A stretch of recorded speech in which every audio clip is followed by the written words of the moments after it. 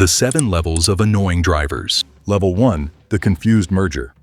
They approach the on-ramp doing 35 miles per hour while highway traffic flows at 70, creating a mobile roadblock that forces everyone to brake. The confused merger treats merging like they're parallel parking, timid, hesitant, waiting for a gap so large you could land a plane in it. They have 200 feet of acceleration lane and use exactly none of it, instead crawling along until the lane ends and forcing their way in at dangerously low speed. These drivers fundamentally misunderstand how merging works. The acceleration lane exists to get up to traffic speed before merging. Instead, they treat it like a scenic overlook where they can leisurely choose their moment. Meanwhile, 18-wheelers are standing on their brakes, traffic is backing up, and everyone's commute just got 3 minutes longer because someone thinks 40 miles per hour is appropriate highway speed. The confused merger is annoying, but somewhat forgivable because they're usually just nervous or inexperienced. They're not malicious, just incompetent. They genuinely think they're being safe by going slow, not realizing that speed differential is what causes accidents. This is the least annoying driver because we've all been there. That first time merging onto a highway is legitimately scary. They'll learn eventually, hopefully before causing a pileup. Level 2. The brake tapper. They're driving 65 in moderate traffic and tapping their brakes every 5 seconds for absolutely no reason. No car ahead slowed down. No obstruction appeared. No deer contemplated crossing. They just hit the brakes out of habit, anxiety, or because their foot got bored. This creates a chain reaction where everyone behind them brakes, slowing traffic and creating phantom traffic jams that have no actual cause. The brake tapper operates on pure paranoia. They maintain 6 car lengths of following distance, which is actually good, but panic the moment that gap shrinks by 2 feet. They brake going downhill. They brake when someone 3 lanes over changes lanes. They brake when the sun glints off a reflector. Their brake lights are on so often that actual braking for real hazards becomes indistinguishable from their constant anxiety tapping. What makes this annoying is the unpredictability. You can't develop a rhythm driving behind them because you never know when the next phantom brake is coming. For people who claim they brake for safety, they're creating dangerous conditions by making their movements erratic and unpredictable. The brake tapper is the driver equivalent of the person who flinches when someone makes a sudden movement, overreacting to threats that don't exist. Level 3. The phone zombie. They're weaving between lanes at 55 miles per hour in a 65 zone, head down, eyes on their phone, occasionally glancing up to confirm they haven't hit anything yet. The phone zombie treats driving like a background task while they scroll through TikTok, respond to texts, or watch videos with the phone propped on the steering wheel. They're operating a 2-ton metal projectile with the same attention level they give to walking their dog. The phone zombie is easy to spot. Their speed fluctuates wildly. 65 when they're glancing up, 50 when they're deep in their screen. They drift across lanes without signaling because they literally don't know they're doing it. They brake late at red lights because they didn't see it change. They miss green lights entirely because they're typing a response to a message that could have waited literally 2 minutes. What makes phone zombies infuriating is the selfishness. They know it's dangerous. They know it's illegal in most states.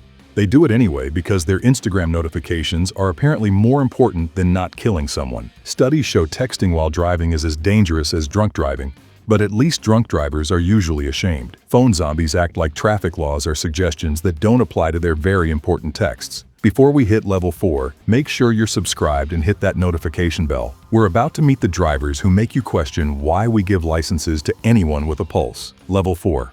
The no-signal driver. They change lanes like they're the only car on the road, swerving across 3 lanes of highway traffic without a single blink of a turn signal. The no-signal driver exists in a universe where other drivers are psychic and should simply know when they're about to cut you off. Using the turn signal stalk apparently requires effort they're unwilling to expend, despite it being literally 2 inches from their fingers and requiring less energy than scratching their nose. The no-signal driver has various justifications. Nobody uses signals anyway. People speed up when they see your signal. I checked my mirrors. All of which miss the point that turn signals aren't a courtesy. They're legally required communication that tells other drivers your intentions. Not using them turns every lane change into a surprise quiz for everyone around you. What elevates this to level 4 is how universal it is. In some cities, using turn signals is apparently seen as showing weakness, admitting you need help, or giving away your tactical advantage. The result is highways full of cars playing 3-dimensional chess where nobody announces their moves.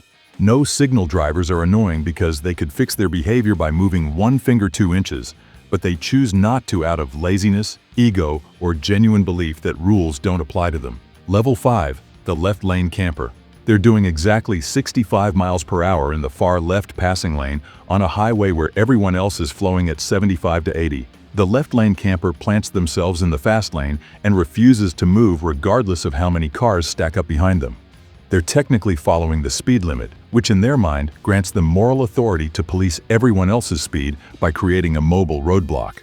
The left lane camper doesn't understand that left lane camping is illegal in most states. Those slower traffic keep right signs apply to them, but they've convinced themselves they're not slower traffic because they're doing the speed limit. Meanwhile, they're forcing everyone to pass on the right, which is more dangerous than just moving over and letting faster traffic through. Their stubbornness creates dangerous conditions while they feel smugly righteous. What makes left lane campers level 5 annoying is the entitlement. When you finally get around them and they're forced to see the empty highway stretching ahead, do they move over? Never. They continue camping in the left lane because they've decided that's their lane now. Some even speed up when you try to pass, revealing that this isn't about safety. It's about ego and controlling other drivers' behavior. Level 6.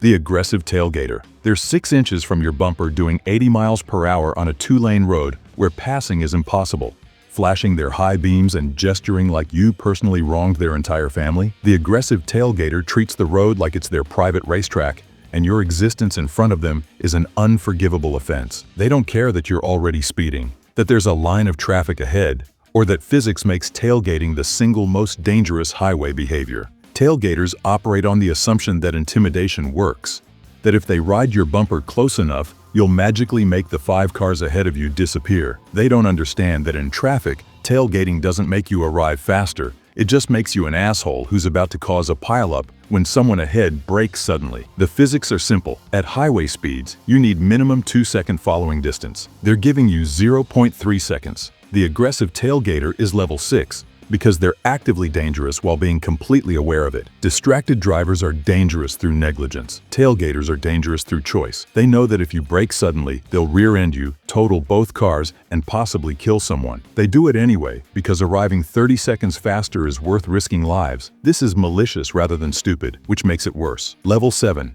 The BMW driver. They combine every single annoying behavior into one perfectly terrible package. The BMW driver doesn't use turn signals because apparently that's optional equipment. They tailgate you in the left lane while you're already going 85. They weave through traffic like they're competing in a slalom. They cut you off, brake check you, then flip you off when you honk. They park across 2 spaces because their 3 Series lease is apparently worth more than everyone else's time. The BMW driver stereotype exists because it's earned.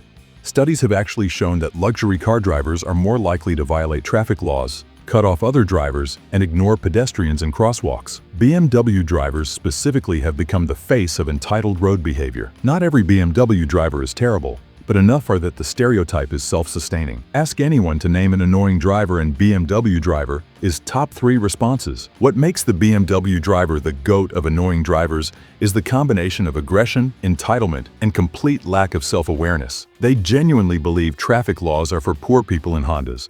Turn signals are beneath them. Speed limits are suggestions. Your safety is not their concern. They lease a $45,000 car and act like they own the road, the highway, and your lane specifically. Every single behavior on this list, the BMW driver has mastered and deployed simultaneously.